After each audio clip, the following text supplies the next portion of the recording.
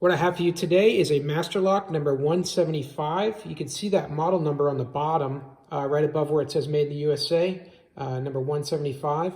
I'm going to show you how to open this with using a simple small hook like this that you can buy on Amazon. I'll put a link to these kits in the description of the video.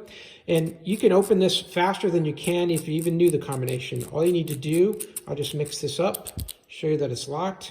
And then I'm going to put this hook just above one of the numbers like this. And then I'll move it off to the side here. And then I'm going to just put a little bit of tension and then push on the shackle and it'll pop open.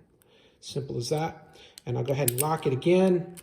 Show you how to do it again, that it's not a fluke. I'm going to take my hook. I'm just going to go in probably just a little less than 1/4 of an inch. Feel my way over.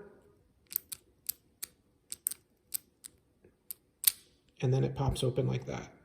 So that's really all it takes is there's a little bit of a metal that hangs down here between each of the numbers, and that allows you to put that hook in there and push on that little tong, and then that's what it triggers the release. So by just doing that, you're going to be able to open these locks up very quickly with a little bit of practice,